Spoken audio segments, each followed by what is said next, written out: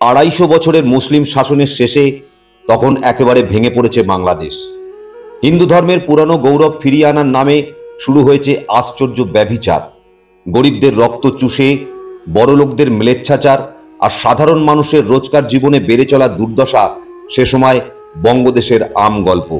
ব্রাহ্মণদের উৎপাত তো ছিলই, পাশাপাশি শৈব আর শাক্ত সাধকদের মধ্যে ভীষণভাবে বেড়ে গিয়েছিল নানা রকম অস্বাভাবিক তান্ত্রিক কাজকর্ম, সব সাধনা।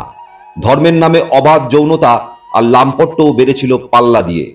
জাতপাত, সম্প্রদায়, উঁচু নিচুর বিভেদে ততদিনে ভেতরে ভেতরে হাজার টুকরো হয়ে গেছে বাঙালি।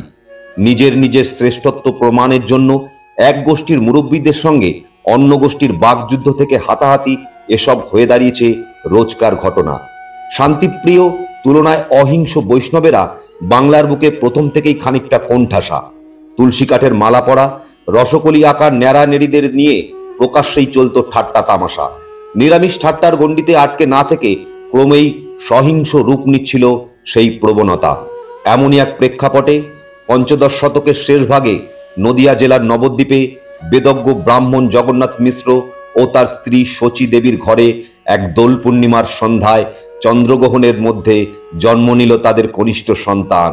নিম গাছের নিচে জন্ম, তাই আদর করে ছেলের নাম রাখা হলো নিমাই। যখন নিমাই জন্মেছে তখন কেমন ছিল বঙ্গদেশের অবস্থা? সে যুগের সাহিত্যের পাতাতেই গাঁথা সেই ভাঙনের ছবি। বৃন্দাবন দাস বলেছেন, তখন মানুষ অত্যন্ত ধর্মবিমুখ হয়ে পড়েছিল। ধর্মকর্মের মধ্যে ছিল সারা রাত জেগে মঙ্গলচণ্ডীর গীত শোনা, মদমাংস দিয়ে যক্ষ পূজা, ধুমধাম করে বিশ্বহরির পূজা আর পুত্র কন্যার বিয়েতে অর্থের অপচয় করা। আলাউদ্দিন হোসেন শাহের রাজত্বকাল সেটা। শুধু বাংলাতেই নয়, উড়িষ্যা থেকে ব্রহ্মপুত্র অববাহিকা অঞ্চল পর্যন্ত বিস্তৃত ভূভাগে সুশাসক হিসাবে সে সময় ক্রমেই বেড়ে চলেছে তার জনপ্রিয়তা। সাম্রাজ্য বিস্তারে মনোনিবেশ করার বদলে বাংলার বুকে শান্তি শৃঙ্খলা প্রতিষ্ঠা করার কাজে গোড়াতেই মন দিয়েছিলেন হুসেন শাহ। অরাজকতার সৃষ্টিকারী সৈন্যদলকে কঠোর হাতে দমন করেন তিনি। হাফসিদের রাজ্য থেকে তাড়িয়ে তাদের পরিবর্তে তিনি সৈয়দ, মাঙ্গেল, আফগান ও হিন্দুদের প্রশাসন নিয়ে আসেন। তার রাজত্বকালে বাংলার রাজনৈতিক অস্থিরতা তেমন কিছু ছিল না ঠিকই, কিন্তু ধর্ম, জাত, ছোঁয়াছুঁয়ির নানা টুকরোয় নিজেকে ভেঙে ফেলছিল হিন্দু সমাজ। বদলে গেছিল সামাজিক বিন্যাস। গরিব আরও গরিব হয়েছিল, তুলনায় উচ্চবিত্তরা ফুলে ফেপে উঠেছিল। একদিকে দারিদ্র আর অন্যদিকে জাতপাতের অনুশাসন, এই জোড়া সাড়াশির চাপ থেকে নিজেদের বাঁচাতে নিচুতলার হিন্দুরা দলে দলে ছুটে গেছিল ধর্মান্তরের পথে। ইসলামের শ্রেণীবিন্যাস, সাম্যবাদী সমাজ ব্যবস্থাকে আশ্রয় করতে চেয়েছিল অনেকে। হিন্দু ধর্মেও শক্তি উপাসনার নামে নানা অঘরী পন্থার চর্চা, ধর্মের মধ্যে যৌনক্রিয়ার জোয়ার, পরস্ত্রী হরণ, তামসিকতা, লাম্পট্য, সব মিলিয়ে শুধু সমাজ জীবনে নয়, সব দিকেই স্পষ্ট হচ্ছিল ভাঙনের ছবি।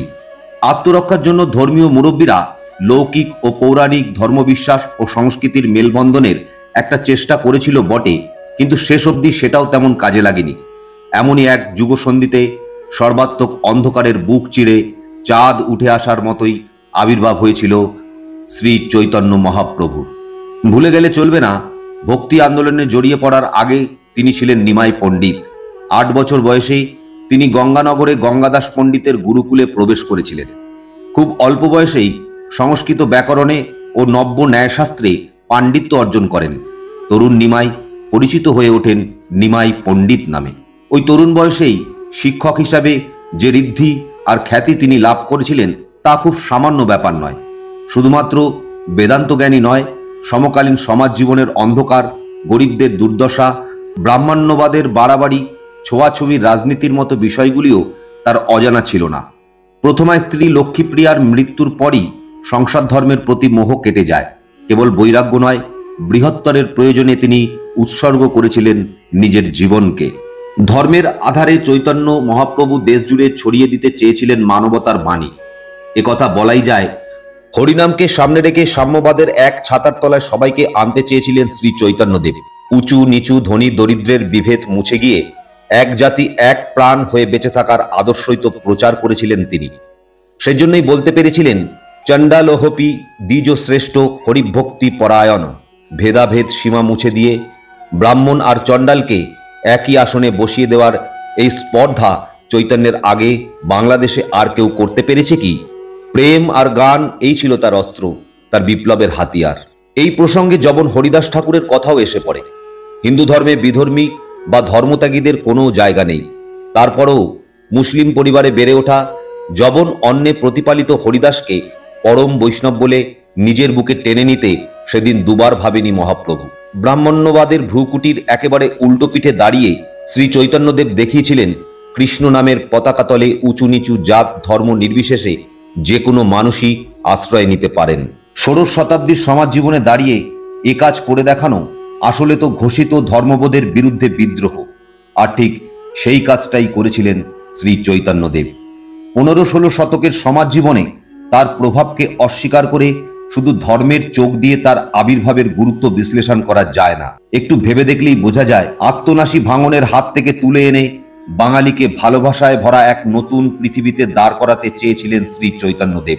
সর্বাত্মক মানবতার আদর্শের পথে ধর্মের মোড়কটুকু শুধু সেই সাম্যবাদের বাইরের চামড়া, আর কিছুই নয়। তার হাত ধরেই বাংলা দেখেছিল প্রথম সার্থক সামাজিক তথা ধর্মীয় বিপ্লবের নরম বহ্নি রূপ। বন্ধুরা, আজকের ভিডিওটি যদি আপনাদের ভালো লেগে থাকে তাহলে অবশ্যই একটা লাইক করবেন। যারা এখনো আমাদের চ্যানেলটি সাবস্ক্রাইব করেননি তাদের সকলের কাছে অনুরোধ, দয়া করে চ্যানেলটি সাবস্ক্রাইব করে আমাদের সঙ্গে থাকুন। আমাদের এই ধরনের ভিডিও সবার প্রথমে আপনার কাছে পৌঁছে যাওয়ার জন্য পাশে থাকা বেল আইকনটি প্রেস করে নোটিফিকেশন অন করে রাখুন। আজ এখানেই শেষ করছি, দেখা হবে পরবর্তী ভিডিওতে। ততক্ষণ সুস্থ থাকুন, সঙ্গে থাকুন। নমস্কার।